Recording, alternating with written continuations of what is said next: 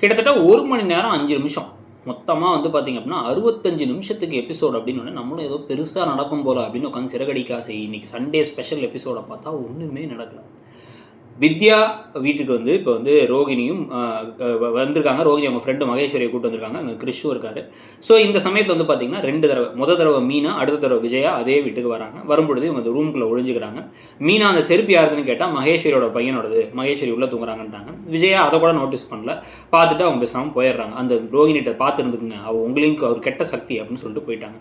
3 லட்ச ரூபா மேட்டரை அப்படியே அம்போன்னு விட்டாங்க. அதை தேடுறதுக்கு யாரும் முயற்சிலாம் பண்ணல. அடுத்தடுத்து ஏதோ வந்து இப்போ பத்திரிக்கை வந்து செலக்ட் பண்ணிருக்காங்களாம். அது திறக்க போகிற ஹோட்டலுக்கு ஸ்ருதி அதை வச்சு ஒரு ட்ராக்கில் சும்மா அதை வச்சு கிண்டல் பண்ணுற ட்ராக் ஒன்று ஓடிச்சு. ரோடெல்லாம் நடந்து யோகா கிளாஸ்க்காக வந்து நோட்டீஸ் கொடுத்துட்ருக்காங்க. இந்த பக்கம் வந்து விஜயா. அந்த சமயத்தில் லக்ஷ்மி அம்மா, அதாவது ரோகிணியோட அம்மாவை பார்த்துறாங்க. ஆனால் போய் பேசலை.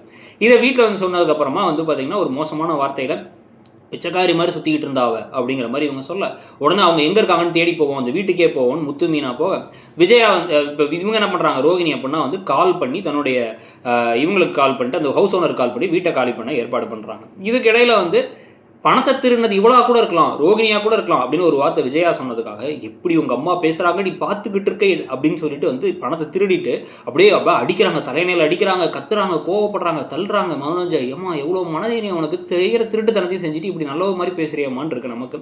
ஸோ அதெல்லாம் பற்றி நீங்கள் என்ன நினைக்கிறீங்க? 1 மணி நேரத்தில் எந்த ஒரு சேஞ்சும் நடக்கலை, ரோகிணி எப்பவும் போல சிக்கலைங்கிறத பற்றி உங்கள் கருத்தை சொல்லுங்கள். தேங்க்யூ.